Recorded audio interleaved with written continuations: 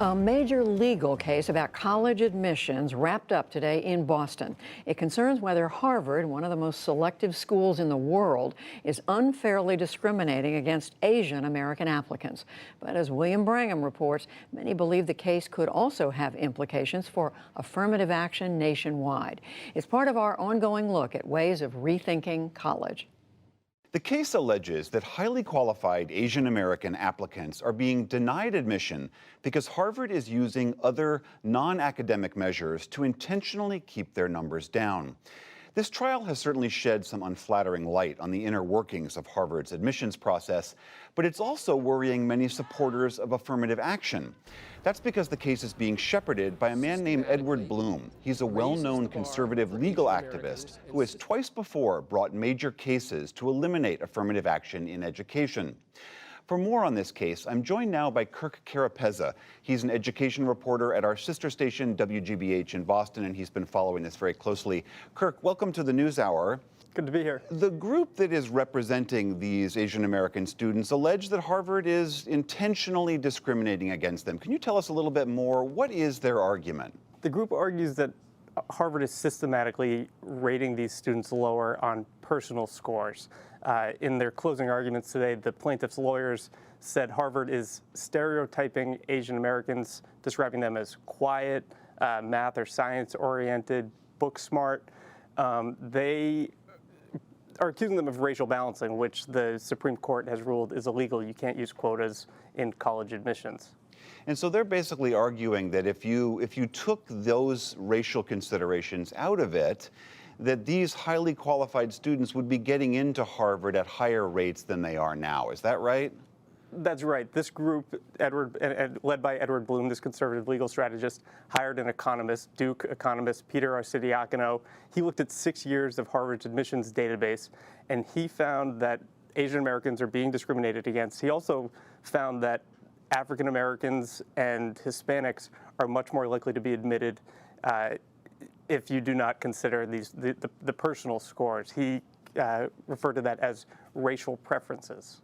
And as I mentioned in the introduction, that the trial has shed some somewhat unsavory light on the inner workings of Harvard's admissions process. Can you tell us a little bit about what was discovered? Right. This trial lasted 3 weeks, and what struck me most was just how complicated the process is and how many layers there are and how many factors Harvard says it considers when deciding which students to admit and which students not to admit. This case shone some light on the legacy preferences, tipping the scales a bit for students, the sons and daughters of alumni, people who give money to Harvard. I think from a PR perspective, Harvard, of course, didn't wish its process was being splashed across the newspapers here, but I think it's also been eye-opening for a lot of people to see how much careful consideration they take when deciding which students to admit.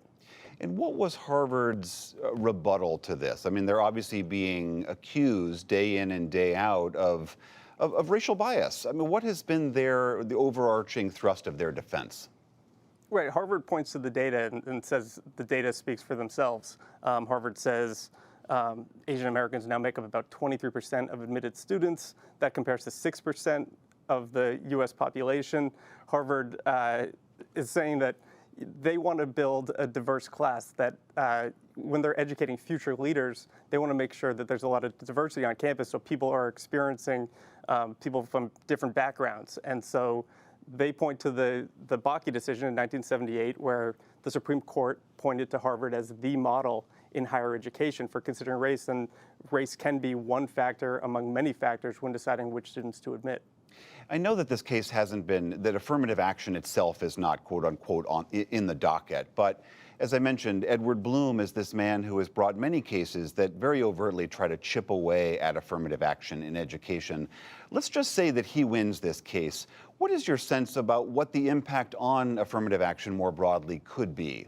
A lot of people in higher ed, a lot of leaders I speak to, think this is a backdoor attack on the consideration of race in admissions. I spoke with one leader this week, and she told me that this case goes to the heart of who we are as a society, and it's basically, we're debating the latitudes that our institutions of higher education can use when building a class. The case The trial ended today. The judge is expected to make a ruling early next year. Whoever loses, they're expected to appeal this case, and many legal experts think it could ultimately reach the Supreme Court. And with Justice Kavanaugh on the court now and the court leaning more conservative, a lot of people worried that this could mark the end of affirmative action. All right, Kirk Carapezza of WGBH News, thank you very much. Thank you.